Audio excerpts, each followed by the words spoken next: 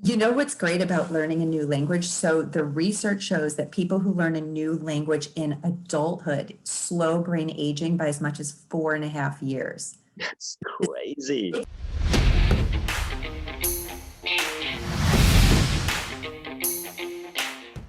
Hi, everyone, and welcome to this episode of the Mindvalley podcast. Today, we're going to be talking about biohacking your brain. And my guest today is Dr. Kristen Willeumier. She's the author of a new book called Biohack Your Brain: How to Boost Cognitive Health, Performance, and Power. She is a leading neuroscientist. She's created a groundbreaking science-driven plan for revitalizing, nourishing, rejuvenating what is essentially your most essential muscle, which is your brain. Now, for years, Kristen has worked with Dr. Daniel Amen, who's been a guest on this podcast before. Dr. Daniel Amen has published over 30 books, 70 plus articles to prove the importance of brain health. And Kristen is one of the lead researchers at the Amen Clinic. Now, her book, Biohack Your Brain, is about outlining a strategy for COVID long haulers. As a leading brain health strategist, she's proven we can use dietary and lifestyle modification to rehabilitate the brain. For those who haven't had COVID, her tactics can keep your brain in top shape to minimize anxiety, depression, and the risk of Alzheimer's. I remember attending a conference and they were talking about the Alzheimer's. And I remember the host of the conference said, look around you. There's someone on your left, there's someone on your right. Look at them, look at their eyes, and know this. 1 out of 3 of you are going to end up with Alzheimer's, statistically, right? And so it's so important that we are aware of the risk here. And it's so important that we are focused on ensuring that our brain is operating at optimal efficiency. So Kristen, welcome to the Mindvalley podcast. Vishen, it is such a pleasure to be here. And I love talking about my favorite organ, the brain, which I've been studying for 2 decades. And I love how much you appreciate the organ that really runs our entire life, right? It brings us our joy and our vitality. And so taking great care of it is something that I want to speak with your listeners on the podcast about today. Amazing. And so we're going to take you through 10 ways to change your brain in 10 minutes. This is an extract from Kristen's book, Biohack Your Brain. And by the way, for those of you who are on your computer and want to Google the book, type in Biohack Your Brain and you will find it. If you don't see it, type in Biohack Your Brain, Kristen. Kristen's website is drwilleumier.com. And I know that's good luck spelling that. My name is Lakhiani, so I have that same problem. It's drwilleumier.com. Now, if you're driving and that's too hard for you to take down, just remember Biohack Your Brain. Google that and you'll find the book. So Kristen, I think so many of us underestimate the power of the brain. I remember when Dr. Daniel Amen was on this podcast, he said, so many people talk about getting better shoulders, getting better biceps, getting a better butt.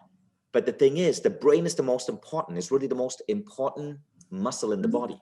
It's just that because we can't see it, we ignore it. Yes. Most people will never take a look at the brain. They're not going to get their brain image. So as the clinical research director for the Amen clinics, I've seen thousands of brain scans, right? So I helped Daniel establish his brain imaging database, which has over 130,000 scans. So after seeing thousands of these images, we have a really good idea of what's going on in people's brains. What's most important, and what I know Daniel shared and what I'd like to share in your podcast, is we can change your brain at any age, whether you're 20 or you're 90. We can help improve blood flow. We can help stabilize your brain, the efficiency of the connection, so that you're able to have what I know you would appreciate as a super brain. We're able to grow new neurons in areas of the brain important in learning and memory. And again, we can do this at 70, 80, or 90. So I think that's really important for people to understand. And another point that you mentioned about dementia, a lot of people don't realize the brain starts aging and those symptoms, so most people have symptoms of dementia starting in their 6th decade of life or later, but the changes happen at the cellular level up to 2 decades before you have a symptom. And this is why people like Daniel Amen and myself get so excited about teaching people how to reverse brain aging and how to slow that process down so we don't spend our later years sort of concerned with dementia and mild cognitive impairment. Wow, that's interesting because I'm 15 years from 60. Oh, So you aren't. yeah, I'm 45. I'm You 45. look so young. I biohack everything. I love that. I know you do. I was reading your book. I've seen your morning routine. So, but This yeah, is really important. I'm 15 years from 65. So this is definitely something I got to consider. And I'm seeing people up on our chat sharing their age. Those Yeah. brave, very open people. Those brave people. Hey, I'm 48, so I'm sharing my age as well. You do not look 48. That's incredible. Thank you. I love it. I love it when people practice what they preach, and when health practitioners look so much younger than they should, because you know they're actually following their own advice.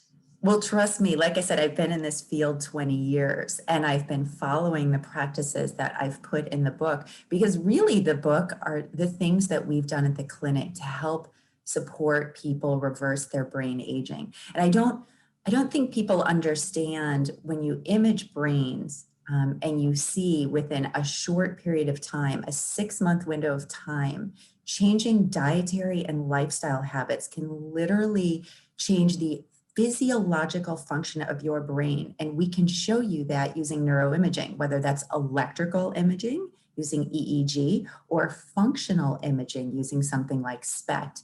And I know a lot of people just don't know this. So imagine, isn't that much more of a motivator to stay on a brain healthy diet if you know through imaging that you can see in a 6-month period of time improvements in blood flow that will last? I mean, these changes are sustainable over time. And I think that's why I've become, a cheerleader, just like Daniel. I think we get very excited about sort of putting the tools in people's hands and then making sure that people repeat these good habits daily, because it's the consistency over time, which is what's really supporting healthy brain aging and slowing that brain aging process. I see. So this is so fascinating. Now, in your book, you share a simple set of tips. The book goes deep, right? But there's a portion in the introduction where you share something which I found very interesting. And I'd love for you to talk about it. 10 ways to change your brain in 10 minutes. Let's go deep on this and give the audience here a taste of what you teach. And again, I want to remind you, the book is called Biohack Your Brain. If you type Biohack Your Brain on Google, you should find it. And it's a book that here at Mindvalley, we strongly recommend. Kristen, let's start with the 10 ways to change your brain in 10 minutes. You don't have to go fast. Take your time with it, maybe 2 to 3 minutes per point. But the most important thing is I want people to remember this, because these tips you can directly implement in your life. So the first one, this is easy. We've talked about exercise. I tell people to get up, take a brisk walk, or do some sort of exercise at least for 10 minutes. So our brain has 400 miles of blood vessels in it. When we exercise, even if it's a brisk walk, it helps to expand the blood vessels. So it helps to produce nitric oxide. When our blood vessels are nice and elastic, that's what's going to help keep our brain healthy for a lifetime, right? Keeping our vasculature healthy will keep our brain healthy, because that's how we get oxygen and nutrients to our brain. It'll also boost our mood, right? So you get the endorphins and you get the dopamine and the serotonin. So it's a mood booster. And if you're walking really briskly, or you're actually doing a quick jog for 10 minutes, or even HIIT training, that helps to produce brain-derived neurotropic factor, which is a factor that helps grow neurons in the brain, especially in that region called the hippocampus, which is important in learning and memory. So everybody knows, who listens to this podcast already knows about exercise, but even if you can just get up and get that 10 minutes in really quickly, very important for the brain. I love that. Now, and you just reminded me that I got to take this more seriously, because I'm going to be in lockdown for another 4 weeks, and I've practically been at home. There's literally nothing to do right now. I used to walk to the office and back. Here in Europe, I love that the city of Tallinn is such a walking city, as it is in many parts of Europe. But what I did do, and you've reminded me to start using it, directly below my desk, I have a treadmill. So I have a stand-up desk. Oh, yes. This stand-up desk, and I have a treadmill. but I haven't plugged it in. Plug it in, my friend. Now I know. I got to start doing this during meetings. You do your standing treadmill. We actually had a doctor who had one in the office. So he'd, do his meetings on the treadmill. I used to go to the Equinox. I'd bring all my big, my brain books, and I'd go and start reading like my neuroscience textbooks, and I could run and read, which I don't know if I actually recommend running and reading because you can have an issue on the treadmill, but just you want to get up and move. And it also helps keep your mind fresh for ideating and creating new ideas. Movement is one of the best ways to get people out of a funk or out of negative thought patterns. So, if we get up and start our day, 10 minutes movement, get your walking shoes on, get that brisk walk or run in, it's really great. Or you've got the treadmill desk, and some people use the QB, which is something you can have at your desk. It's like a little exercycle. So actually have my how do you spell that? How do you spell it? Is CUBII. Yeah, so my CPA, I taught him to use it so he can sit at his desk, and under his desk it's like this little exercycle that you can use. Wow, I love it. It looks really complex. So really compact, not complex. It's compact. You can stick it under the desk. Yeah, $199 on Amazon. I'm in Europe, so I'm looking at Amazon Germany. It's €199. So I'm sure it's going to be around $199 USD in the US. Now, the treadmill I got, believe it or not, is only $299. And so you can get a really, really, really good under desk treadmill for $299. I know someone in the chat said, get a trampoline. The only problem with the trampoline, I love it. Can you imagine being in a Zoom call and like going like this? The trampoline or the reformer. So I really like people having the reformers as well. So that's like a little mini trampoline that you can have in your office. Yeah, you probably don't want to do calls on it, but it helps move the lymph, which is great to detoxify your system. So as people get older and maybe aren't able to move as much, getting one of those small reformers is really helpful. I've worked with people. I used to teach a brain-directed weight loss group in our clinical setting. So I've worked with people, as young as 20 and as old as 90, and, getting them up and moving. There's a lot of very creative ways that you can do that, like we're talking about now. Amazing. So isn't that fun? I think we got some really good tips over here, including equipment that you can invest in that can improve that brain health. Keep the blood flowing is the important part, right? Because it's really, exercise is one of the number one ways to slow brain aging. And I think that's something that people really need to think about. And I know, CEOs, people like you, you want to get it in quickly and 10 minutes, 15 minutes.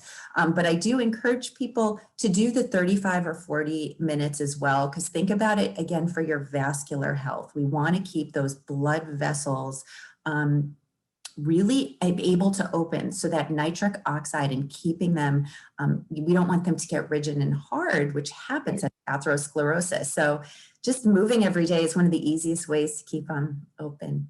So let's now go on to number 2. Number 2, okay, savor a bowl of blueberries. So I know you've had my friend Jim Quick on, who I love, talk about brain berries. So blueberries are one of the foundational nutrients to protect your brain health. And here is why. So they're loaded with polyphenols and antioxidants that can cross the blood-brain barrier and actually protect your neurons from dying. So as a neuroscientist, we love anything that has antioxidants in it. And why is that important? Because your brain is 2% of your body's weight, but it uses 20% of your body's glucose and energy, and it's sort of a highly metabolic organ. So what you want to do is have a lot of high antioxidant foods like blueberries. That's going to protect the neurons of your brain from dying. Harvard did an amazing study, an epidemiological study over the course of 20 years, and found that people who ate 2 to 3 servings of blueberries or strawberries per week, and a serving is a cup, slowed brain aging by 2.5 years. So imagine how simple is that? We can all have a cup of blueberries or strawberries. It's brain berries, like you could do raspberries, but these are what the study showed. If you do the blueberries or strawberries twice a week, 1 cup, slow brain aging by 2.5 years. And it actually reduced the risk of cardiovascular events by 1/3. So you're also protecting your heart. So 1 cup of blueberries twice a week Yes. can slow Yes. brain aging by 2.5 years. If you practice consistently over time. So this is the key, Okay. right? That was a 20-year longitudinal study looking That's at incredible. dietary patterns. So when I teach in my brain-directed weight loss groups, I teach the Mediterranean diet because that has been a diet that pretty much anybody can follow, no matter, where you sit as far as vegan, vegetarian, you like meat, you don't like meat. Everybody can sort of fit within a box in the Mediterranean diet. And on that program, I recommend people get 2 servings of fruit per day. So I would actually highly recommend people have some kind of berry on a daily basis. But if we want to just follow what the literature said, 2 to 3, servings per week. You have to do it over the course of time. So it's not, I had 2 servings this week and then I forgot about it and a month later I did it. You really have to be consistent with your habits. So does it have to be blueberries? Because what about strawberries, raspberries, or blackberries? So this study looked at blueberries and strawberries. So both of those work, but really you could do acai berries, blueberries, strawberries, mulberries, blackberries. All of those are loaded with antioxidants. So acai has a higher antioxidant capacity, but they're all great. So really it's about consistency. So just a couple of things to note. Okay, so a banana, Mhm. 100 grams of a banana has 12 grams of sugar. If you go Yes. down to strawberries, blackberries, and raspberries, you're looking at 7 grams of sugar. Mhm. Blueberries are 10 grams, and apple is 10 grams. You're concerned about the sugar content? Is that the component that Well, you're? I was just putting that out as a metric for people so they understand the comparison of sugar levels in different foods. Okay, and you can get that Very from Google. good. You can type in anything on Google, banana sugar content, blueberry sugar content. Google now has a tool where they directly give you the sugar content of just about anything you put in. I love Google for keeping us well informed. And I love that you support people tracking how many sugar grams they get per day. So the American Heart Association recommends that females have no more than 25 grams of sugar per day, males no more than 36 grams per day. When I taught my groups, on average, people are having between 70 to 90 grams per day. And again, I know you did your amazing sugar expose in the market. Many of the things that we eat now, sort of one of the rules that I've had for patients that I work with is whatever you eat, no more than 5 grams of sugar per serving.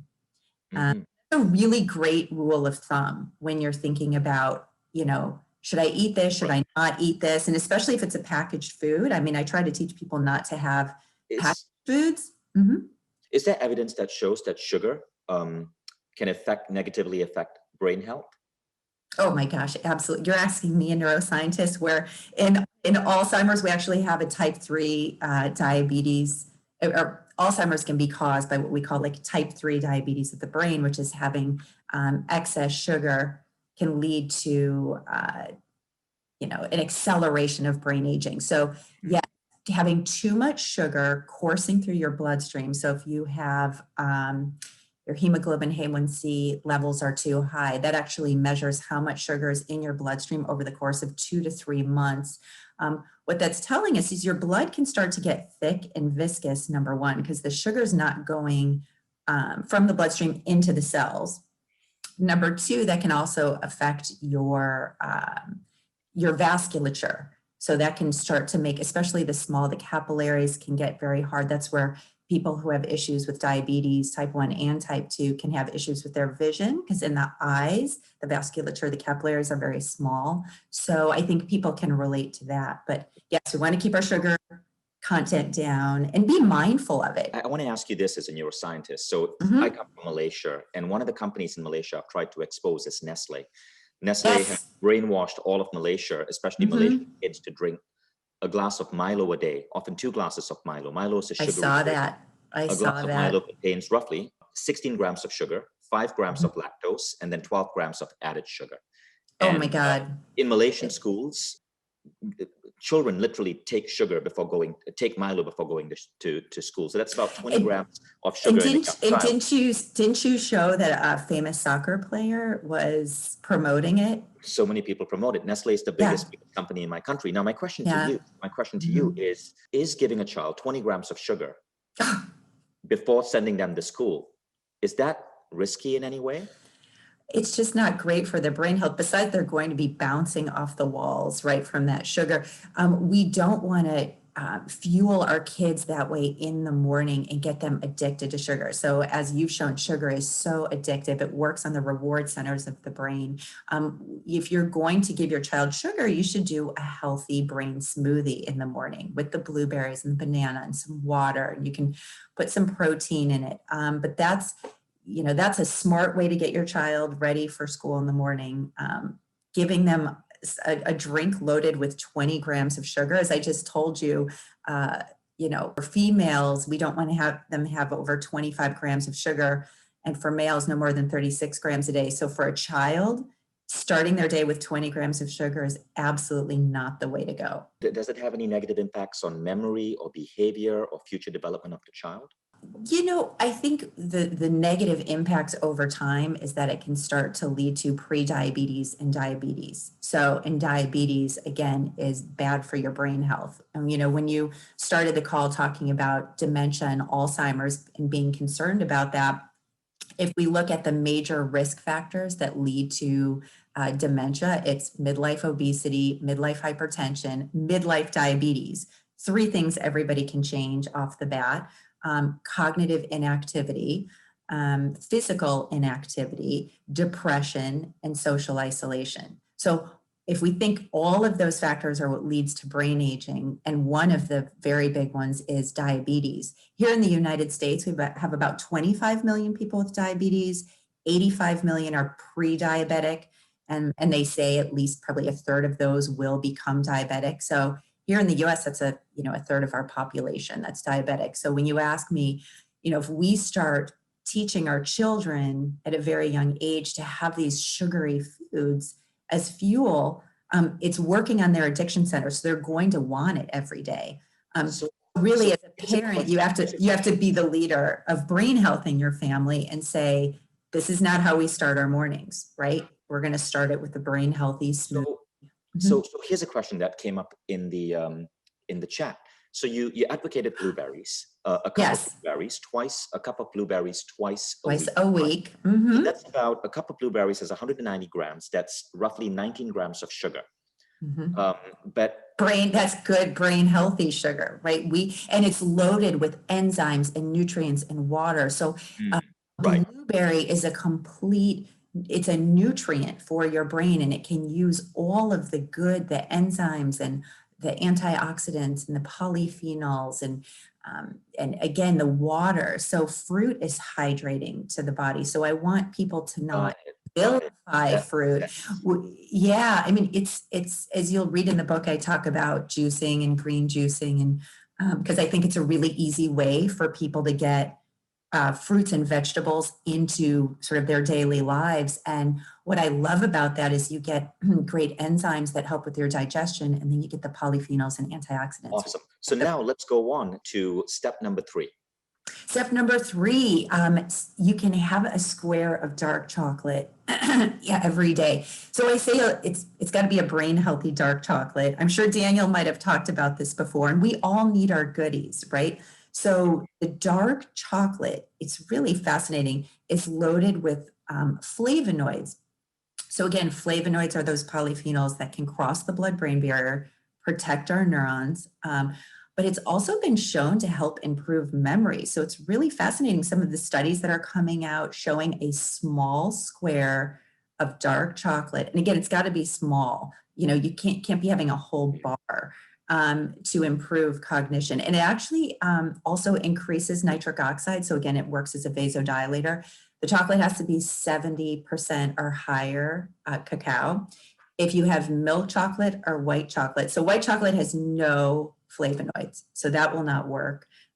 Milk chocolate has a smaller amount, but that's also loaded with sugar and fat. The dark chocolate, which is great, it's bitter, so it's actually not that sweet, and the grams of sugar are fairly low. So again, you can savor that little square of dark chocolate every day, and that will help support your brain health. That's amazing. I appreciate that. Now let's go on to number 4. Number 4, so we can visualize our day. I tell people to take 10 minutes every morning and just visualize what they want for the day. Our mind is really powerful in what we can accomplish. I grew up showing horses, and when I was a child, literally 7, 8 years old, I used to go to sleep and wake up in the morning and visualize the kind of round that I wanted to ride and would do that. So prep your mind every day to accomplish great things. So I think a lot of people sometimes wake up in the morning and they just go through their routine and don't take that sort of 10 minutes to be mindful. I think you would agree, wouldn't you? You are a visualizer. I am a visualizer, so I completely agree with that one. And number 5. Number 5, so we could sniff our stress away. So I tell people, use aromatherapy as a way to improve our mood. So many people don't realize the nose has 400 odorant receptors, and we are able to discern over 1 trillion different scents. Sometimes people don't fully understand that we can use the power of a scent to change our mood. So something like bergamot can help uplift your mood. That's sort of an orange scent. You could also use lavender. That's the common one to help calm your mood. You can use something like frankincense. Even people who have brain injuries, frankincense can help boost blood flow to the brain. So utilize the power of scent to help improve your day.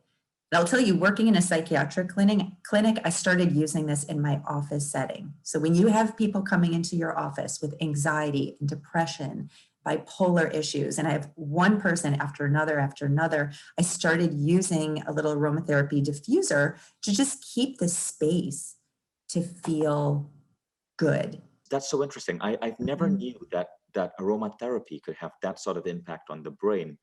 Yes, it's powerful, the scent. Like, we don't want to forget the power, the sensory experience. We are sensory beings taking everything in. This is why I love people to have an air purifier in their home or office, right? Look at the kind of lights that you have around you. Do you have natural light coming in versus fluorescent light? What do you smell? So that scent that's in the air, what are you hearing in the background or not hearing? So using the classical music, we're sensory beings.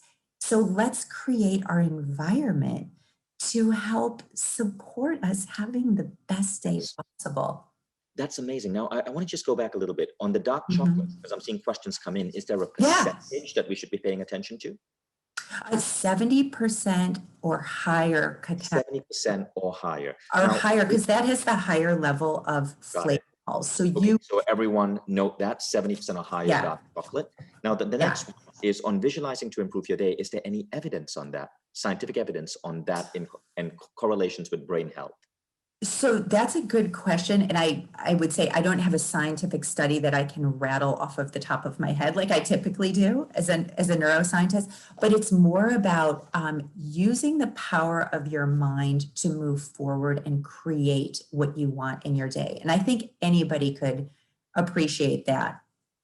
Got it. Now let's go on to number 6. Sweet. Yeah. Okay. So number 6, writing with your non-dominant hand. So, in the brain health field, we always tell people, there's this concept of neuroplasticity and synaptic plasticity, and we always want to do things that stretch ourselves outside of our comfort zone. So 95% of people are right hand dominant. So, you can work with your left hand, and you can do anything with your left hand. I have people write with their left hand, and actually I give people a little exercise to do every day. I recommend people learn a new word a day. So go on Merriam-Webster or dictionary app, learn a new word, and trust me, I'm a smart person, and I get on that dictionary app and I'm still learning new words. I have people learn the word, repeat it throughout the day, write it in a sentence, write it with your non-dominant hand. So actually practice it. And it's a way to help encode the word in your mind. You know what's great about learning a new language? So the research shows that people who learn a new language in adulthood slow brain aging by as much as 4.5 years. That's crazy. It's meaning to learn Estonian. Now maybe I'm going to take that seriously. It's really important. So I talked about the next one, creating 10 minutes of white space. I love this. So white space is that time in your day when you are not ruminating about anything else. You're just no beeps, no texts, no looking at your computer. Just sit quietly. It could be a meditative space. So I called it 10 minutes of white space because some people aren't into meditation and some people are. But this is that 10 minutes of quiet time. You can close your eyes. You can go inward, get out of your thinking mind into your feeling heart. You can do breath work, but it's just taking a 10-minute beat out of your day. It could be in the morning when you're doing it. It could be midday, but we all need to take that break because our minds are always spinning, spinning, spinning. And it's kind of that check-in point. Let's go on to number 8. Yes. So I talked about learning a new word each day. Mm-hmm. I think that was number 8. I think everybody to expand your vocabulary, expand learning, because I'm really all That about was number 8. Okay, so now yeah, number 9. Number 9, write down something that you're grateful for every day or practicing gratitude. So I will tell you, working in the psychiatric space, with a lot of people who struggle with negative thoughts, and a lot of us just get on that negative thought train. The practice of gratitude actually helps to change the way you think about the world and helps to support more optimistic, positive thinking. There's been research that's been done showing people who practice optimism and gratitude every single day help to change the way their frontal lobe functions. It networks in the frontal lobes involved in moral and social cognition. Because remember, when we are practicing gratitude, we're actually giving thanks for something or to someone. So it's actually strengthening those bonds. And I like it as a practice that everybody can do in their home each night, before dinner. We can do it in our family where you sit down at the dinner table and just say something you're grateful for. It can be as simple as that, or you can write it down in a journal, or you can write it on a whiteboard and have that on your refrigerator and you see it every day. And it just lifts your mood. Amazing. And the final point. Sitting up straight. This is my last point. So many of us are hunched over our computers all day, myself included, or in the laboratory setting. I used to be hunched over my microscope. So most people don't realize the importance of sitting up straight, right? Head back, allowing good blood flow to the brain. It's funny, during COVID, I haven't been able to go and do my normal massages. I used to get a massage once a week. And what I found is the back can hold a lot of tension. So we hold a lot of tension in our neck and our shoulders. When we have all that tension, again, because we're leaning forward, right, and hunching our shoulders. So when you sit back and sit up straight, shoulders down, not only can you get more blood flow to the brain, but it can help even moving the cerebrospinal fluid through the brain. Cerebrospinal fluid is what's going to help clear abnormally folded proteins and toxic proteins. I know you've probably talked about this on your sleep segments and the importance of sleep, but just taking the time every day to just sit up straight, shoulders back, right, back relaxed, can help your mood and blood flow. Let's recap all of these 10 points. Now, if you remember the order, you could recap. If not, I could recap it from the chapter in your book. Okay, so recap: number 1, go for a brisk walk. Number 2, savor a bowl of blueberries every day. Number 3, have a square of dark chocolate. Number 4, we can sit up straight. Number 5, we can improve ways to visualize our day. So take 10 minutes to visualize. Number 6, we can write with our non-dominant hand. Number 7, we can practice gratitude each day. Number 8, we can create 10 minutes of white space. Number 9, we can sniff our stress away. And number 10, we can learn a new word each day. Amazing. Awesome. Thank you so much, Kristen. So again, I want to remind you, if you want to learn more about this, go get on Google and Google biohack your brain. Okay, biohack your brain, and you will find this remarkable book by Dr. Kristen Willeumier. Now, what I'd like to do is, you guys know how it goes. We have a Q&A box open and we have questions here from the audience. So I am going to start. I want you all to open up the Q&A box if you're here live with me and Kristen, and vote up the questions that you like, or you can ask a question. I'm going to pick 2 people, I'm going to make you live to directly ask your question to Kristen. Beautiful. Okay, so the first person is Aina, and I'm going to bring up Aina to ask her question. This is an interesting one. Aina, you are now a panelist. There we are. And where are you, Aina? I'm in Norway. Ah, right. You look very Scandinavian. Yeah. She does. I'm Swedish, Ina. You are. Mhm. My Wow. family's on my dad's side's from Stockholm. Yeah. Okay. So Aina, would you go ahead and ask your question? So I wonder if there is a correlation between lack of sleep and Alzheimer's. Oh, Ina, thank you so much for bringing up this question. Yes, so it's a great question because sleep plays three really critical roles in the brain when we think about brain health. To your point about Alzheimer's, researchers found out in 2015 that the brain has what's called a glymphatic system. So it's like akin to the lymphatic system. So it's how we sort of wash and clear abnormally folded proteins. And what we found is when we sleep, the brain is able to clear those abnormally folded proteins that lead to Alzheimer's. And interestingly, a new study just came out showing that people who struggle with insomnia tend to have, larger ventricles. And when we see that on brain imaging, we know that they're having troubles with brain aging and potentially Alzheimer's. So what you want to do is make sure you get your sleep to help clear those abnormally folded proteins. The other thing that sleep does is we consolidate the memories that we make during the day. So everything that we learn in the day, when we go to sleep, we consolidate them and put them into our long-term memory storage. So great sleep helps us to retain our memories from the day.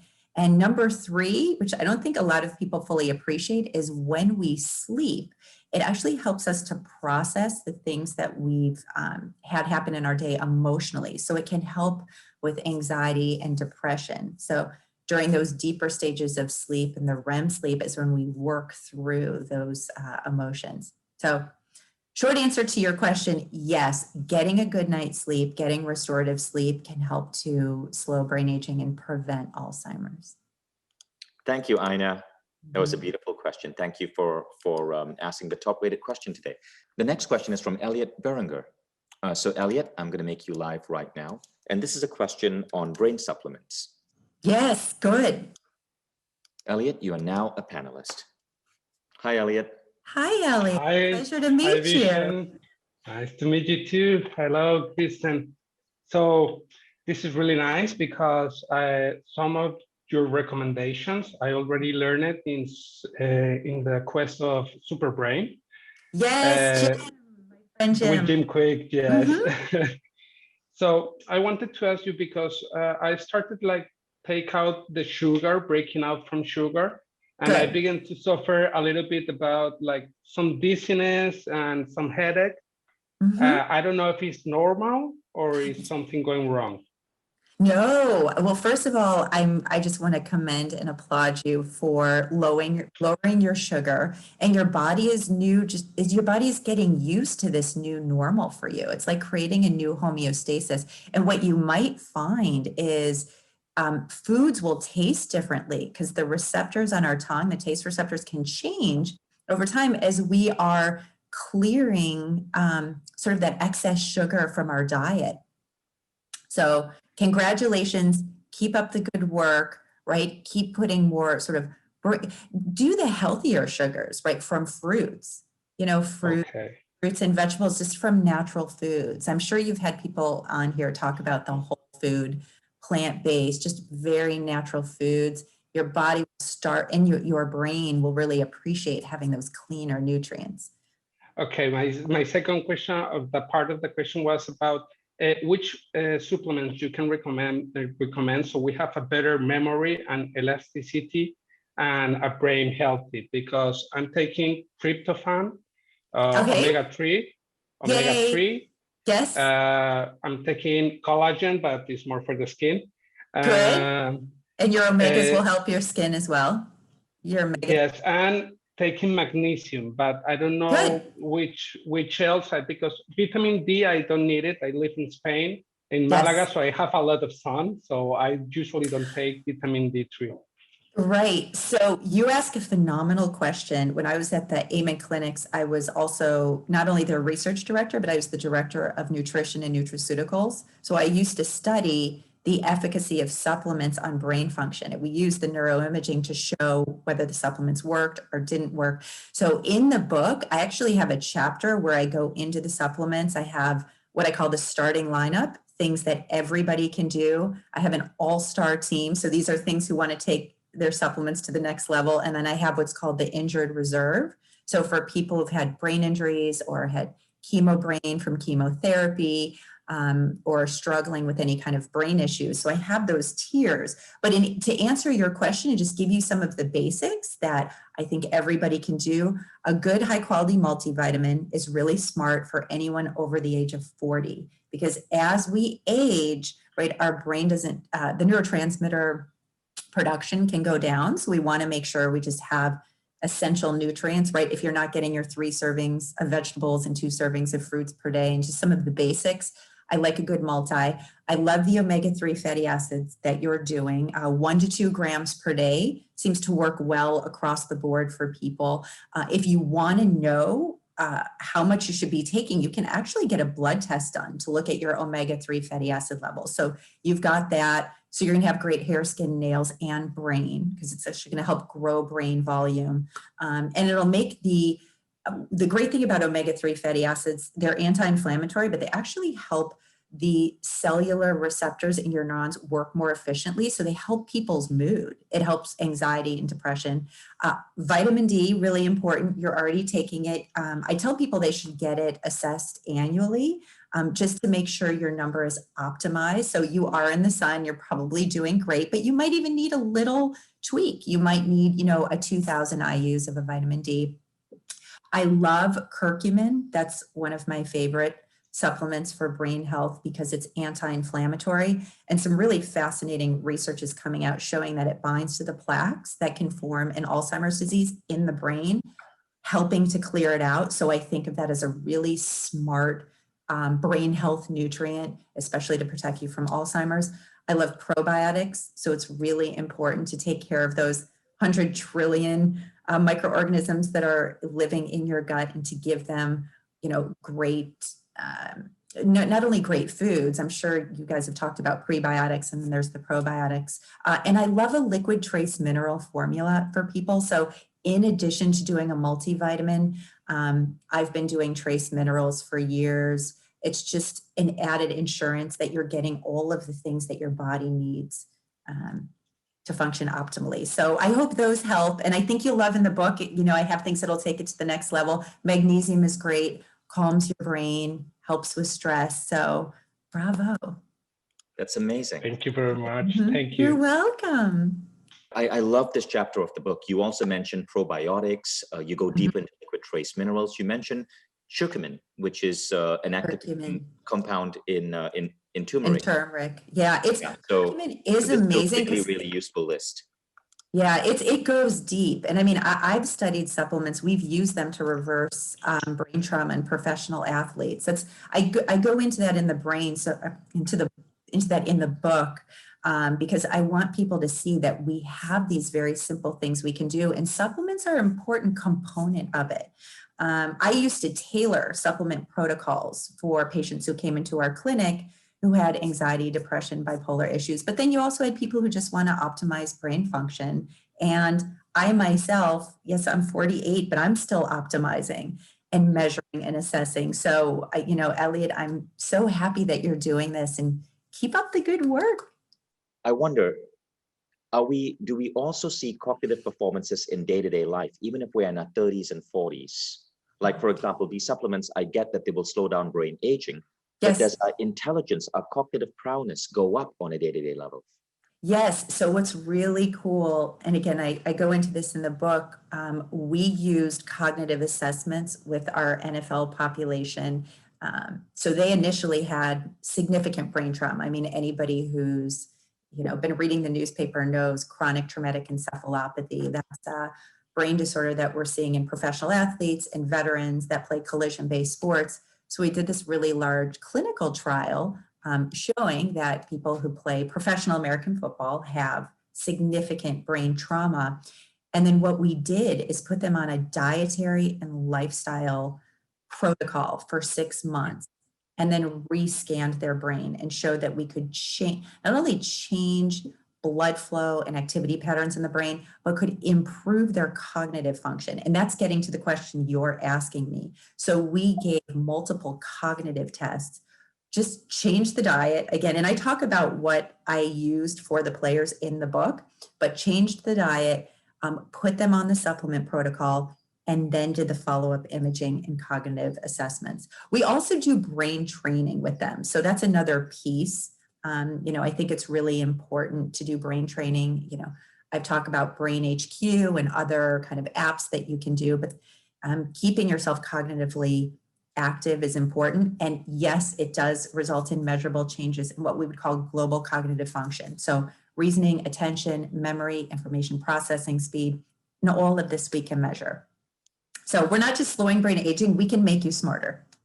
Amazing. And then what you just heard is the starting lineup. But in the book, there's also a chapter called the All-Star Team. In that, the book goes deeper into other vitamins. So there's a complete list there for you. So thank you so much for this incredible interview, Dr. Kristen Willeumier. And again, for those of you who are interested in learning more about this, the work of this amazing scientist, please go to Google and search for Biohack Your Brain and get that book. It is a remarkable book. It's very concise reading, but you're going to learn so much about brain health. So Kristen, thank you so much for joining us on this podcast. And all of you who are here, thank you for being here. Oh, Vishen, such a pleasure. Thank you so much for the invitation to join you today. Yeah, and Kristen, did you know you have at its peak around 500 people live?